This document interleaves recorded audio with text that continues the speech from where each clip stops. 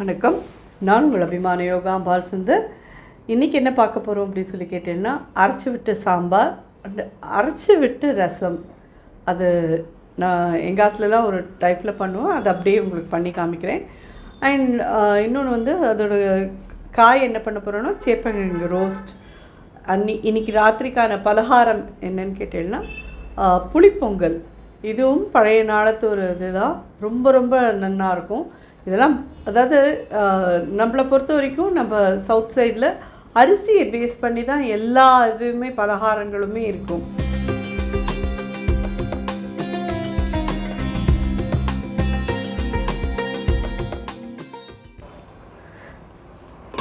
ஒரு ஸ்பூன் எண்ணெய் விட்டுருக்கேன்.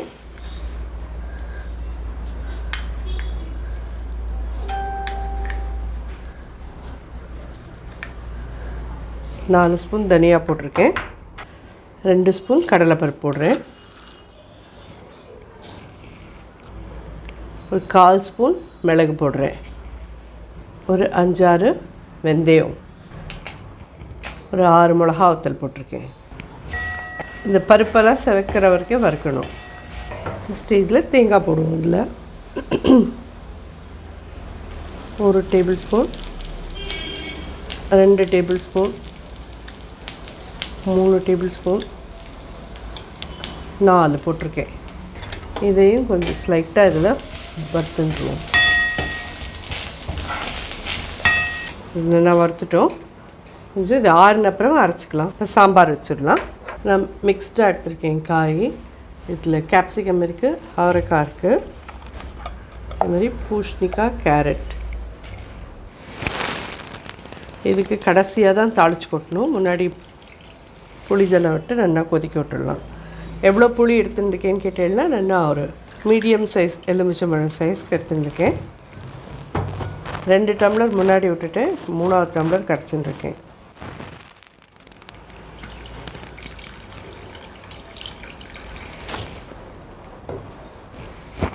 கருவேப்பிலை போடலாம். உப்பு, சாம்பார் பொடி ஒரு 1/2 ஸ்பூன் போடுறேன். மஞ்சள் பொடி ஒரு 1/4 டீஸ்பூன், பெருங்காயப்பொடி ஒரு 1/2 டீஸ்பூன்.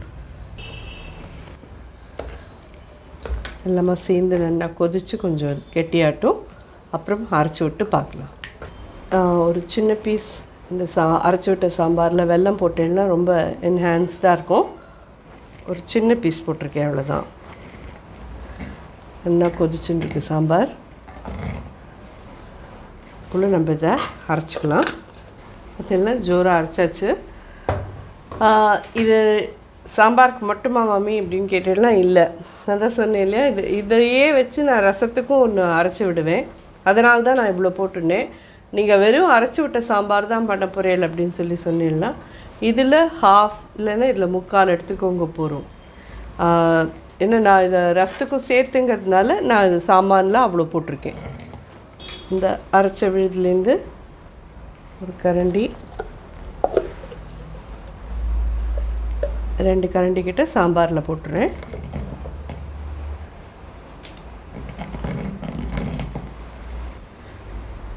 பருப்பும் ஒரு கரண்டி,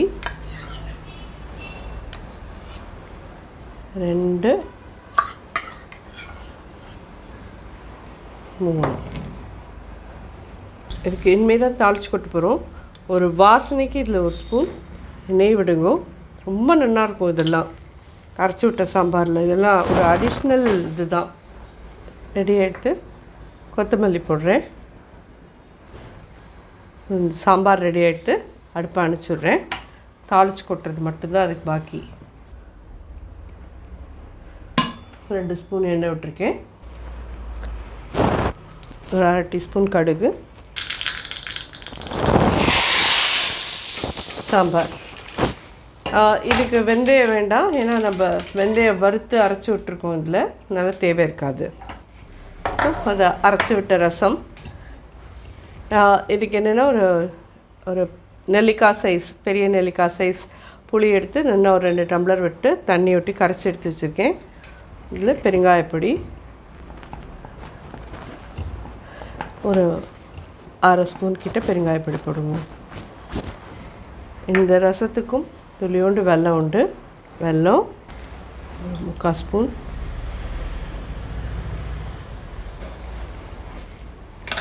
உப்பு போட்டிருக்கேன், கருவேப்பிலை, ஜஸ்ட் சாம்பார் பொடி ரசப்பொடி ஏதானு ஒன்று ஒரு 1/4 டீஸ்பூன் போட்டுக்கோங்க போகிறோம். ஏன்னா நம்ம அந்த அரைச்சி விடுறது வேறு அதில் விட போகிறோம். இருக்கும் தக்காளி கட் பண்ணி போட்டுக்கோங்க. இதெல்லாம் நல்லா வேகட்டும். ஒரு ஃபியூ மினிட்ஸில் இதுக்கு தேவையானதை அரைச்சிடலாம். ரசம் இன்னும் கொதிக்க ஆரம்பிக்கல, பட் நம்ம என்ன அரைக்க போகிறோங்கிறத காமிச்சிடுறேன். இது நான் இந்த ஸ்பூனான 2 ஸ்பூன் கிட்ட நம்ம அரைச்ச விழுது 2 டேபிள் ஸ்பூன் கிட்ட எடுத்து வச்சுருக்கேன். அதில் வந்துட்டு பச்சையாக 1 டீஸ்பூன் ஜீரகம் போட்டுக்கோங்க, கொஞ்சம் கருவேப்பிலைக்குள்ள நிறையா வச்சிடனா கூட உங்கள் சௌகரியம். நான் இப்போ ஒரு 2 ஆர்க் கிட்ட இதை பிச்சு போட்டிருக்கேன். கொஞ்சம் தண்ணி விட்டுக்கோங்க. இது மைசூர் ரசமா அப்படின்னு கேட்டீங்கன்னா இல்லை. இது ஏன்னா மைசூர் ரசத்துக்கு நம்ம வேறு சாமான்லாம் வச்சு அரைப்போம். அது நம்மளோட வீடியோலேயும் கூட இருக்குது. இது ரொம்ப டிஃப்ரெண்ட்டாக இருக்கும், ரொம்ப டேஸ்டியாக இருக்கும். சாம்பார் பண்ணுறச்சே இந்த மாதிரி அரைச்சி விட்ட சாம்பார்னா நான் உடனே இந்த ரசம் தான் சூஸ் பண்ணுவேன். ஏன்னா எல்லோரும் விரும்பி சாப்பிடுவான் இந்த ரசத்தை. நீங்கள் ஒரு தடவை ட்ரை பண்ணி பார்த்துட்டு இது எப்படி இருந்தது சொல்லுங்க. ரசம் இன்னும் கொஞ்சம் ஒரு 5 மினிட்ஸ் கொதிக்கட்டும் போகிறோம். இன்னும் கொதிக்கவே ஆரம்பிக்கலை. ஒரு 5 நிமிஷம் கொதிக்கட்டும், பச்சை வாசனை போக. அதுக்கப்புறமா நம்ம இதை விட்டு கலக்கலாம். ஒரு 7 நிமிஷமாக கொதிச்சுருக்கு ரசம். நம்ம இந்த அரைச்ச விழுத இதில் விட்டுடலாம்.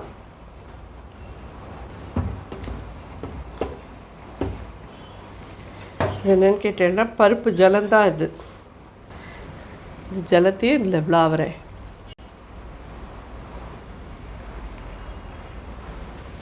கொத்தமல்லி, ரசம் பார்த்தீங்கன்னா ஃபுல்லாக நுரைச்சி மஞ்சளாக இருக்குது. பார்த்தீங்களா, இந்த ஸ்டேஜ் போகிறோம். இதை இறக்கி வச்சுட்டு நெய்யில் கடுகு மட்டும் தாளித்து கொட்டினெல்லாம் போகிறதுக்கு 1 ஸ்பூன் நெய் விட்டு ரசத்துக்கு தாளிச்சிடலாம். ஃபஸ்ட்டு 1/4 ஸ்பூன் கடுகு போட்டிருக்கேன்.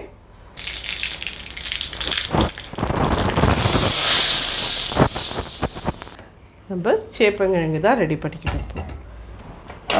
சேப்பங்கிழங்கு குக்கரில் ஒரே ஒரு விசில் கொடுத்துட்டு இந்த மாதிரி தோலி உரிச்சிட்டு ஸ்லைஸ் பண்ணி எடுத்து வச்சுருக்கேன். இதில்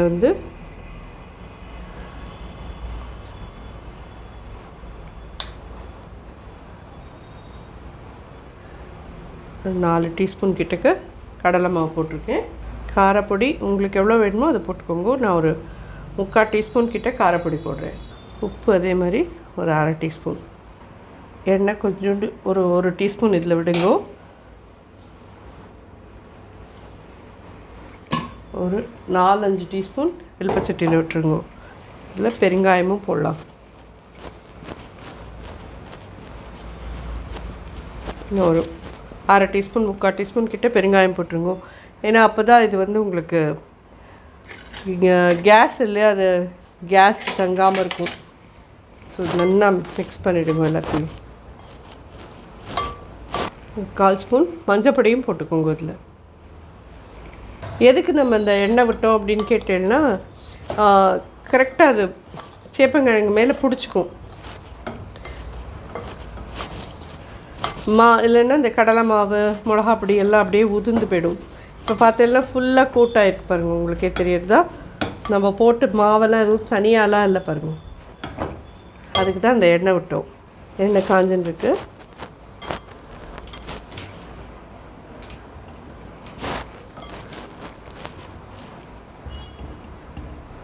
ஸோ இதை மெதுவாக வறுக்கலாம் அப்படியே. ஸோ பார்த்தீங்கன்னா இதில் கருவேப்பிலையும் போட்டிருக்கேன். நல்லா டீப் ரோஸ்ட் ஆகிடுது. கொஞ்சம் நிதானமாக அடுப்பை வச்சுட்டு தான் இதை டீப் ரோஸ்ட் பண்ணணும். நான் இது வரைக்கும் இது கடுகு ஏன் தாளித்து கொட்டலைன்னா இப்படி வறுபட்டுட்டே இருக்கிறது கடுகு உளுத்தம்பருப்பு உங்களுக்கு கரிஞ்சா மாதிரி போயிடும். இதை இறக்கி வச்சுட்டு கடைசியாக அது மேலே தாளித்து கொட்டிடுறேன். ஜஸ்ட்டு ஒரு சின்ன டீஸ்பூன் எண்ணெய் விட்டுக்கோங்க. ஒரு 1/4 டீஸ்பூன் கடுகு போடுறேன். சேப்பங்கிழங்கு கறியெலாம் நம்ம என்றைக்கோ ஒரு நாள் தான் பண்ணி சாப்பிட போகிறோம், டெய்லிலாம் இல்லை. அப்படிங்கிறதே நல்லா டீப் ரோஸ்ட் பண்ணி சாப்பிட்றணும் எண்ணெயை விட்டு. ஒரு அரை டீஸ்பூன் உளுத்தம்பருப்பு போட்டிருக்கேன்.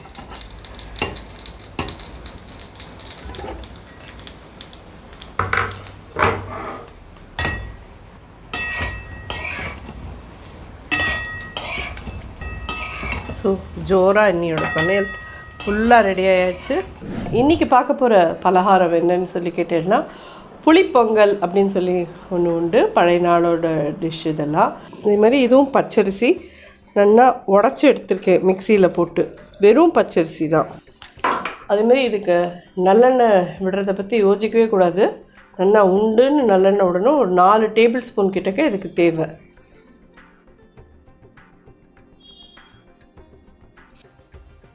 அரை ஸ்பூன் கடுகு போடுறேன். நல்லெண்ணெய் கும்முன்னு வாசனை அடிக்கிறதுங்க. 1 ஸ்பூன் உளுத்தம்பருப்பு, 1 ஸ்பூன் கடலைப்பருப்பு, மிளகா வத்தல் உங்கள் சௌகரியம், 4 5 நீங்கள் போட்டுக்கோங்க. பெருங்காயப்பொடி நல்லா ஒரு அரை டீஸ்பூன் கிட்ட போட்டுருங்க.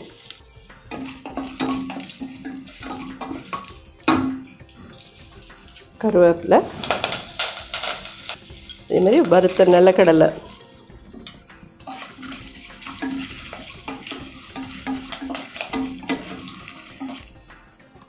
மஞ்சப்பொடி ஒரு 1/4 டீஸ்பூன். இதில் நீங்கள் உங்களுக்கு இன்னும் காரம் வேணும் அப்படிங்கிறவா எண்ணெயில் ஒரு 1/4 டீஸ்பூன் வெறும் மிளகா அப்படியே போட்டுக்கிறவா போட்டுக்கோங்க. இல்லை இந்த மிளகா வத்தலில் இருக்கிற காரமே போகிறோன்னா அப்படியே விட்டுருங்க. இப்போ இது 1 கப் அரிசினா நம்ம 4 கப்பு புளி ஜலம் எடுத்துக்கணும். புளி எவ்வளோ பெருசு எடுத்துருக்கேன் அப்படின்னு சொல்லி கேட்டேன்னா ஒரு மீடியம் சைஸ் எலுமிச்சம்பழத்தை எடுத்து 4 கப் தண்ணி விட்டு கரைச்சி வச்சுருக்கேன். 1 2 3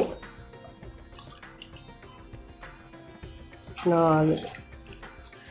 ஸோ இதை கொதிக்கட்டும், அதுக்கப்புறம் போடலாம். அரிசியை நம்ம இது பண்ணி வச்சுருக்கோம் இல்லையா, ரவையாக பொடி பண்ணிதை கொஞ்சம் கொதி வந்ததுக்கப்புறம் போடலாம். இந்த டிஷ்ஷுக்கு தேவையான உப்பு. ஸோ இது தண்ணி கொதிக்க ஆரம்பிச்சுட்டு 4 கப் அப்படிங்கிறது நீங்கள் 4.5 கப்பு வேணாலும் வச்சுக்கலாம், 5 கப் வேணாலும். ஏன்னா இது நல்லா குழச்சலாக வேகணும். அதுதான் அங்கே இருக்கிற மெயின் இது. வெளியில் நம்ம ப்ரெஷர் இறக்கினதுக்கு அப்புறமா கூட கொஞ்சம் நேரம் கொதிக்க விட்டோன்னா அது கெட்டியாகிடும். தண்ணி இருந்ததுன்னா அதை பற்றி கவலைப்பட வேண்டாம். 2வது விஷயம், இது போட்டுட்டு 3 விசில் ஹையில் வாங்குங்க. 1 சின்னதாக வச்சுட்டு ஒரே விசில், டோட்டலாக 4 விசில் வாங்குங்க போகிறோம். இது கொதிக்கிறது. இந்த ஸ்டேஜில் இந்த பொடி பண்ண அரிசி இதில் போட்டுடலாம்.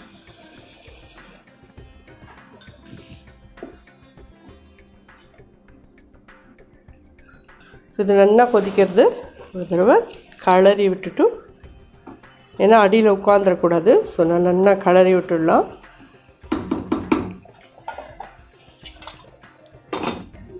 இப்போ ஹையில் இருக்குது. ஹையிலே 3 விசில் வரட்டும். சிம்மில் வச்சு ஒரே ஒரு விசில் ரெடி ஆகிடும். இது ஜோராக ரெடி ஆகிடுது. ரொம்ப நல்லா ரெடி ஆகிடுது.